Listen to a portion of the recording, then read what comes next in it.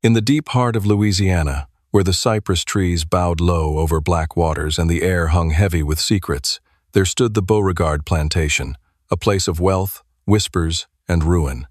It was here, in 1842, that two sisters grew under the same roof, bound by blood but divided by everything else that made them women. Margaret Beauregard was the elder, composed, obedient, and shaped to fit the expectations of Southern society. She knew her duty: to marry well, smile when told, and keep her desires buried beneath lace and propriety. Clara, the younger, was the opposite: wild, willful, and unrestrained as the Louisiana wind. Where Margaret measured her words, Clara spoke them like fire. But one man would unravel them both: Isaiah, the slave who belonged not to the plantation, but to their father's private household.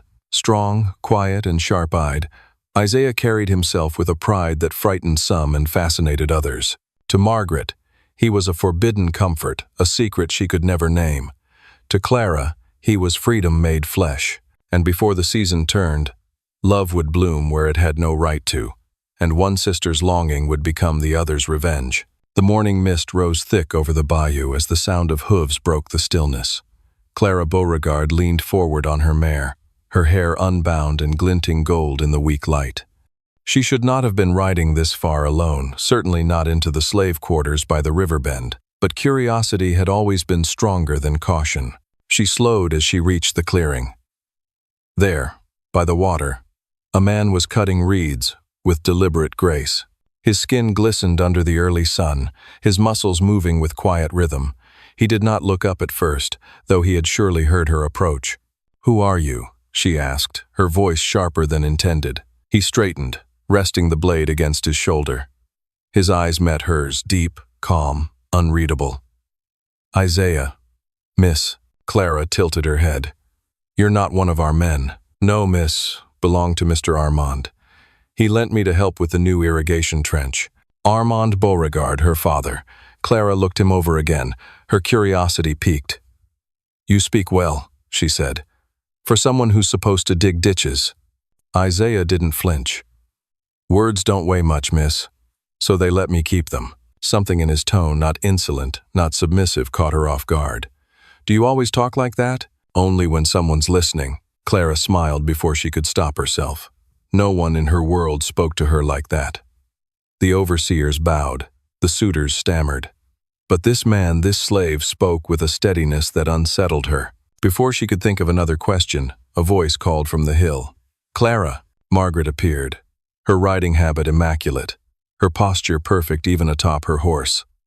"Father's looking for you," she said. Then her eyes shifted to Isaiah, and her expression faltered just for a heartbeat. "Who's this?" she asked. "Isaiah," Clara said quickly. "Father's new hand." "No." Margaret nodded curtly, her gaze lingering a moment longer than it should. "Then he'd best get back to work." Isaiah bowed slightly. "Yes, miss." The sisters turned their horses toward home, but Clara could feel her sister's silence pressing on her. Finally, Margaret spoke. "You shouldn't wander down here alone. It isn't proper." "Proper," Clara scoffed.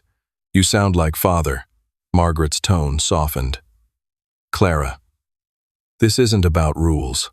There are things you don't understand about how this world works." "Oh, I understand perfectly," Clara said. "Men like father own the land.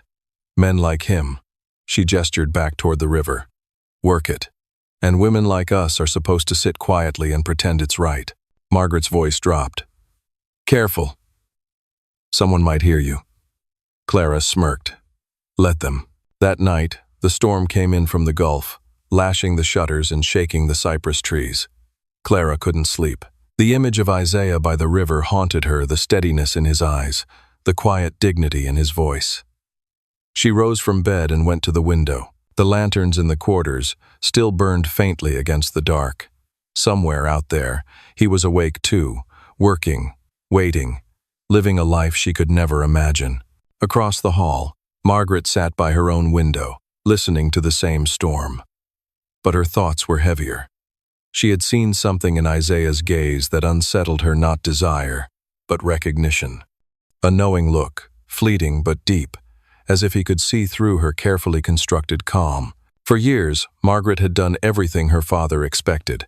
She'd been the model daughter, the quiet beauty admired by every visiting planter. But beneath the calm surface, there was something hollow, something that Isaiah's mere presence had stirred awake. In the darkness, two sisters dreamed of the same man.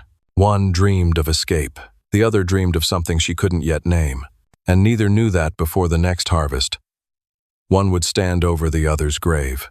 The summer deepened, and the air at Beauregard Plantation grew thick with the scent of magnolia and secrets.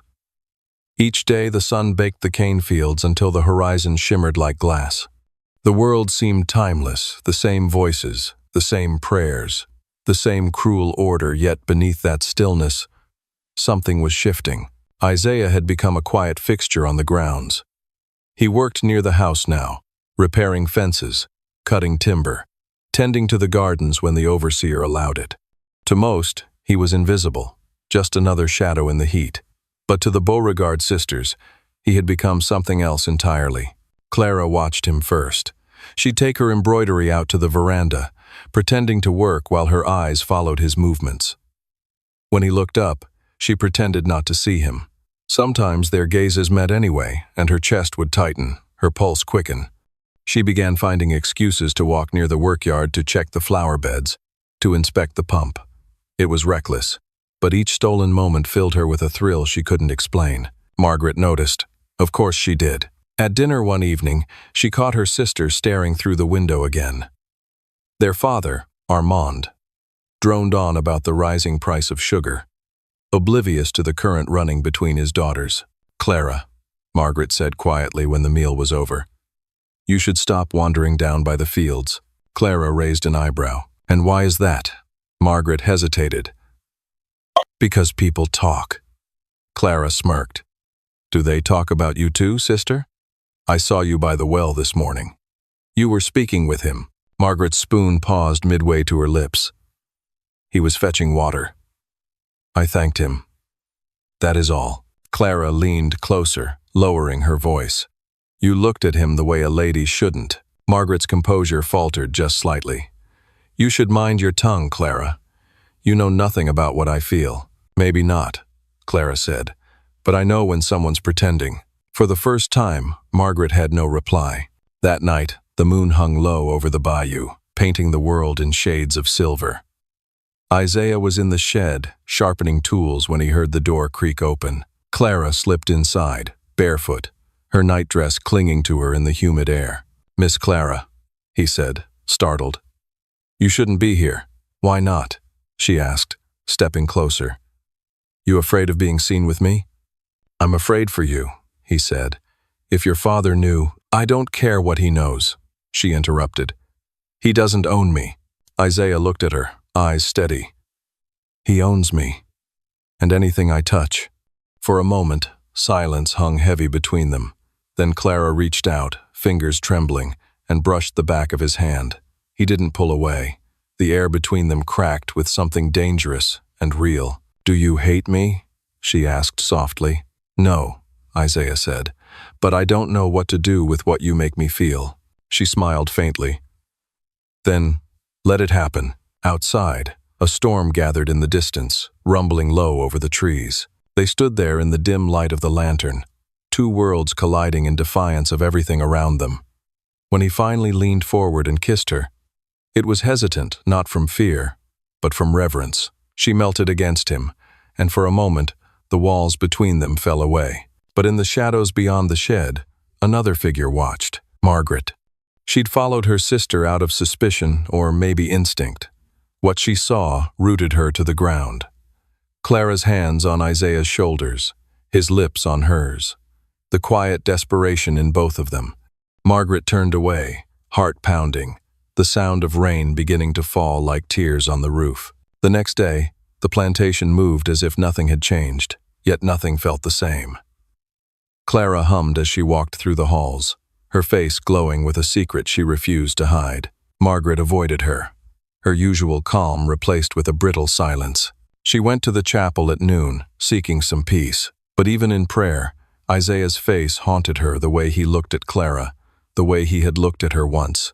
though she had convinced herself it meant nothing. When she left the chapel, she found him outside, mending a railing.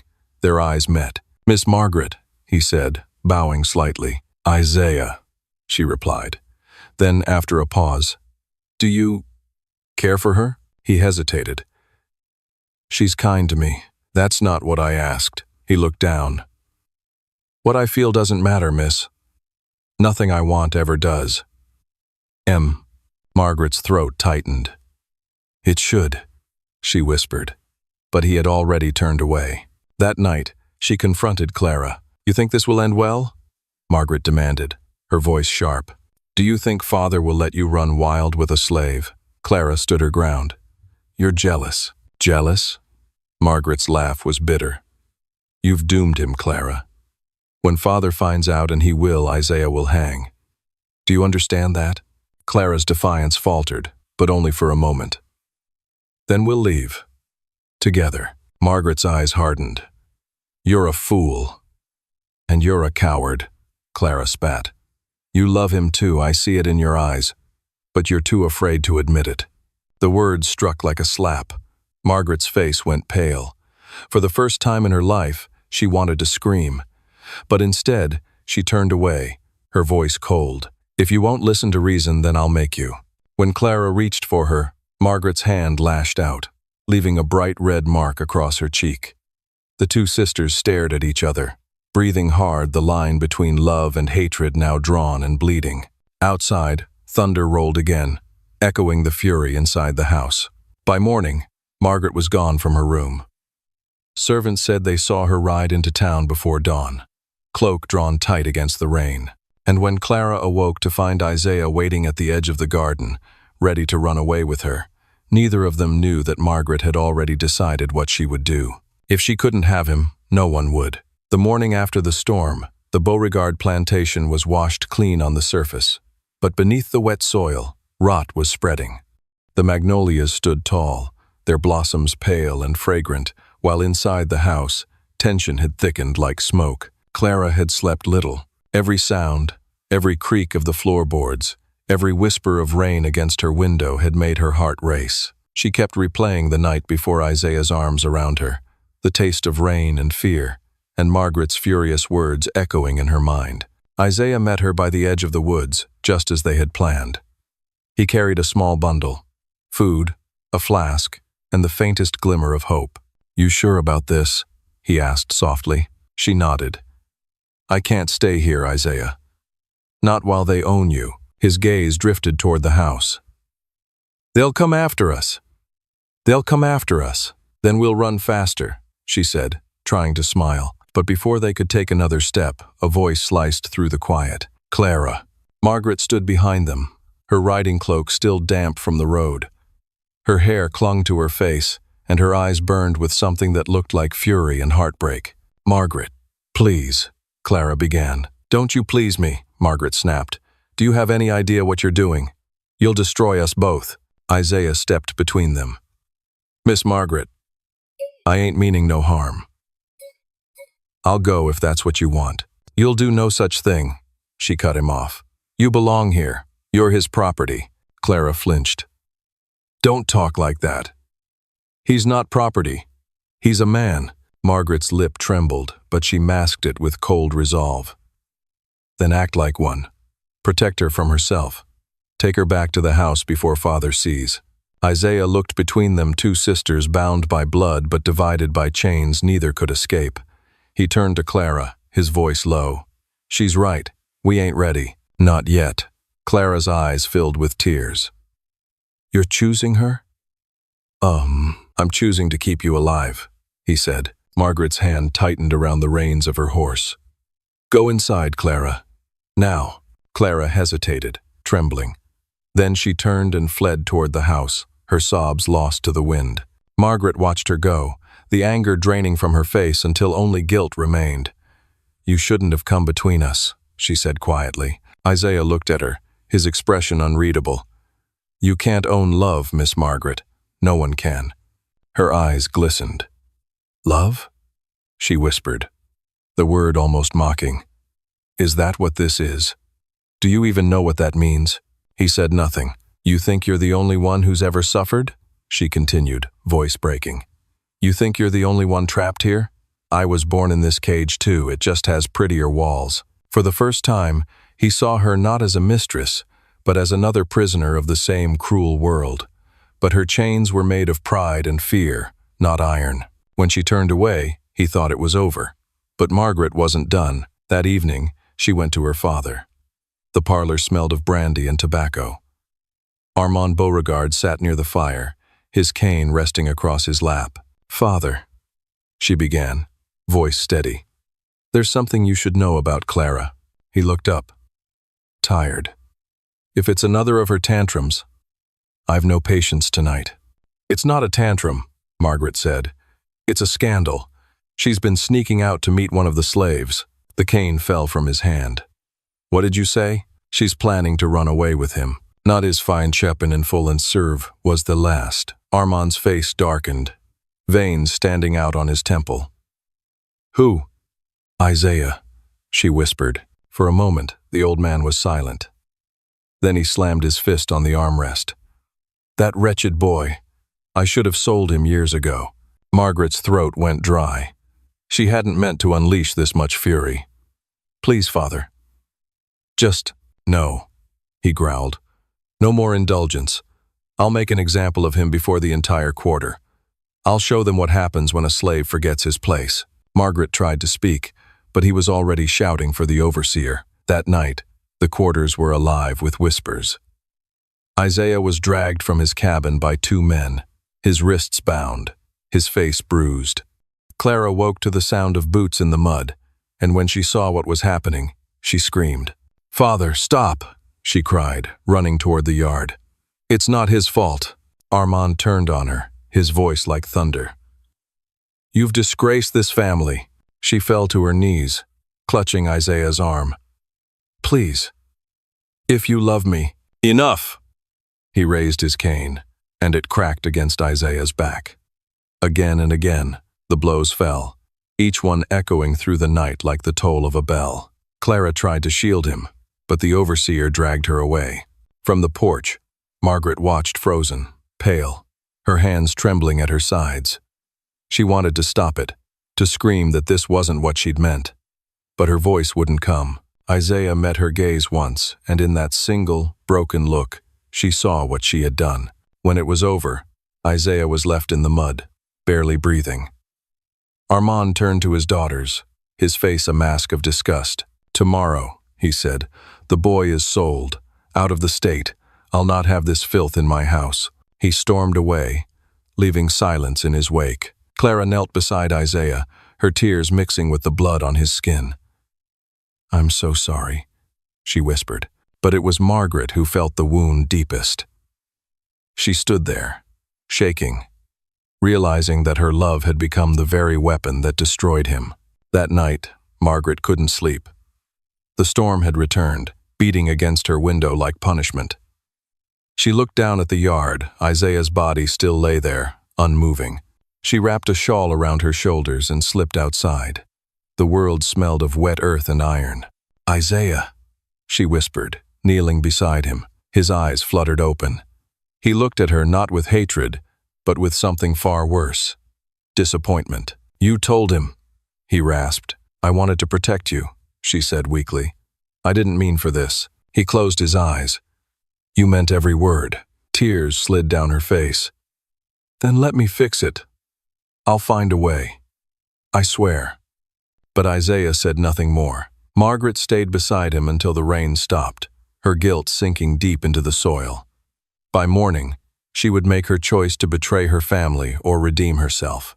And either way, blood would follow. Dawn came gray and heavy over the Beauregard plantation. Mist clung to the fields like a ghost that refused to leave, and the cries of crows echoed over the empty yard where Isaiah had been beaten the night before. His blood still marked the mud in dark streaks that the rain hadn't fully washed away. Margaret hadn't slept. Her reflection in the mirror looked like a stranger, pale, hollow-eyed, and trembling. The echo of her father's rage still rang in her ears, and Isaiah's broken voice haunted every breath she took. When she went downstairs, the house was silent. Armand had already gone to oversee the wagons. The slave auctioneer was due before noon. Clara's room, however, was locked from the outside. Their father had ordered it so. Margaret stood before her sister's door, fingers grazing the latch. She could hear Clara inside, sobbing softly, whispering Isaiah's name as though prayer might summon him. "Clara," Margaret said through the wood. "I'm going to fix this." "Clara." There was no answer. Only the sound of muffled grief. Margaret stepped back, jaw set. "I promise." Outside, the world smelled of iron and smoke. The overseer, Mr. Dugan, was tightening the ropes around Isaiah's wrists. He had been given no food, no rest, and yet he stood upright, his eyes dark and steady. When he saw Margaret approach, he said nothing, but a flicker of recognition and betrayal crossed his face. "Miss Beauregard," Dugan said, tipping his hat mockingly. "Your father said to have him ready for transport. The trader'll be here soon. Leave us a moment," she said coldly. The overseer frowned but obeyed, muttering under his breath as he walked off. Margaret approached Isaiah slowly. "You shouldn't even be standing," she murmured. "I ain't got much of a choice, do I?" he said hoarsely. "Please," she said, "don't hate me." He looked up at her, then eyes hollow, lips cracked. "You told him." You put the whip in his hand. "There wanted Denmai." Margaret's throat tightened. "I wanted to protect you from her, from yourself. You don't understand." "I understand fine," he interrupted. "You love control, same as every white soul on this cursed land." His words cut through her like a blade. For once, she didn't argue. She couldn't. Instead, she stepped closer, her hands trembling as she untied the ropes at his wrists. "You need to go," she whispered. "Now, before the trader arrives." Isaiah stared at her, unsure if this was another trick. "I can't undo what I did," she said, voice breaking, "but I can give you this chance." When the last knot came free, she pressed a small leather pouch into his palm coins, enough for a few days. "Follow the river north. There's a safe house near Baton Rouge. They'll take you in." "Why are you doing this?" he asked quietly. "Because I can't stand the person I've become," she whispered. Isaiah hesitated, then nodded once. He didn't thank her, but he didn't curse her either. As he slipped away into the trees, Margaret watched until his figure vanished into the fog. Then she turned back toward the house, her heart pounding. She didn't see the figure standing behind the barn, her father's old friend, Sheriff Grady, watching everything. By noon, the trader's wagon arrived. Armand emerged from the porch, cane tapping against the steps, fury etched into his face. "Where is he?" Dugan looked around, confused. "Was right here this morning, sir. Bound tight. I swear it." Armand's eyes narrowed. "You lost him? I don't understand." "Find him," Armand roared. "Scour the fields, the swamps, the woods. That bastard doesn't leave this property alive." They wall of lighter, men scattered in every direction. Horses whinnied, dogs barked, and the plantation erupted into chaos. Margaret stood by the porch rail, feigning shock. "Father." Maybe he didn't run far, but then Sheriff Grady stepped forward, hat in hand, his expression grim. "Armand, I think your girl knows more than she's saying." The world seemed to stop. "What are you implying?" Armand said coldly. "I saw her," the sheriff said, "out by the barn this morning. Looked to me like she was untying the boy." Armand turned slowly toward his daughter. "Margaret?" Her lips parted, but no sound came. "You freed him?" His voice was calm, terrifyingly calm. "I did what you wouldn't," she said, voice trembling but firm. "I ended the cruelty." Armand's hand struck her across the face, sending her sprawling to the dirt. "You shame your mother's name," he hissed. "Then so be it," she spat, blood on her lip. "Better shame than sin." Armand turned to the sheriff. "Bring her inside. Lock her with her sister. I'll deal with them both after I find that boy." By nightfall, the Beauregard house was under siege from within. Clara and Margaret sat in the same locked room for the first time in months. Clara's face was streaked with tears, Margaret's with bruises. "You let him go?" Clara whispered. "Yes," Margaret said softly. "Then he'll die," Clara sobbed. "Father will send every man he owns after him." "Maybe," Margaret said. staring out the window toward the distant woods. But maybe he'll make it. Maybe one of us still can. Clara looked at her sister with something like forgiveness. "You did love him," she said quietly. Margaret nodded, tears glinting in her eyes. Too much, and not enough. Below them, torches moved across the fields. A hunt had begun. Dogs howled, men shouted, and the swamp came alive with echoes of pursuit. Hours passed. Then, faintly, from somewhere in the distance, there was a gunshot. Clara covered her mouth to keep from screaming. Margaret didn't move. Her eyes closed, and she whispered, "Please, God, let it not be him." The sound faded into silence. Outside, the mist swallowed everything. By morning, no one spoke Isaiah's name. Armand returned with blood on his coat and fury in his eyes. He ordered the sisters kept apart, their meals delivered by servants who dared not look them in the face. But neither Clara nor Margaret would forget, because deep down neither believed Isaiah was truly gone. And in the coming days, they would learn that the swamp had secrets of its own. 3 nights after the gunshot, the plantation lay in uneasy silence. No one spoke of the runaway anymore, not the field hands, not the house servants, not even Armand Beauregard himself. But silence did not mean peace. The swamp beyond the sugar fields hummed with a strange, restless life, and at night, lights flickered along its edges like ghosts keeping watch. From her locked window, Clara could see them dim, wavering glows that danced between the cypress trees. At first, she thought they were lanterns from the search parties. Then she realized the voices carried differently, softer, older, like whispers rising from the water itself, Isaiah's whispers. She pressed her palm against the glass, tears threatening to spill. "You're still out there," she murmured. "I know you are." Down the hall, Margaret paced her room like a prisoner in her own mind. Sleep had abandoned her completely. Every time she closed her eyes, she saw Isaiah's face not as he was when he fled, but as she had last seen him in her dreams, standing knee-deep in swamp water, his chains glinting like moonlight, his eyes cold and unreadable. "You freed me," he would whisper in the dream, "but you didn't save me." The guilt was eating her alive. She had thought letting him go would wash her sins away. Instead, it bound her tighter than before. On the 4th night, Clara decided she couldn't stand it anymore. She waited until the house had gone still, then pried open the loose slat behind her bed. Margaret had shown it to her years ago, a childhood secret passage leading to the old pantry below. She slipped through in her nightgown, heart pounding, and crept through the kitchen, past the dying embers of the hearth. Outside, the air was thick with humidity, and the sounds of crickets swelled like a warning. She carried a single candle, its flame flickering as she crossed the fields and reached the line of cypress trees. The swamp loomed before her, vast, black, and breathing. "Isaiah?" she called softly. Only frogs answered. She took another step, her bare feet sinking into the mud. The smell of decay was strong enough to sting her eyes. But then, just as she was about to turn back, something glimmered near the water, a chain, half buried in reeds. Her breath caught. She knelt, reaching for it. And the moment her fingers touched the metal, a rush of cold swept through her body. She heard him, not with her ears, but deep inside her bones. "Clara," the voice said. She gasped and fell backward. The candle went out. The swamp was alive with sound, now the low ripple of movement, the creak of branches, and beneath it all, a whisper that came from nowhere and everywhere at once. "Go back." Margaret woke with a start.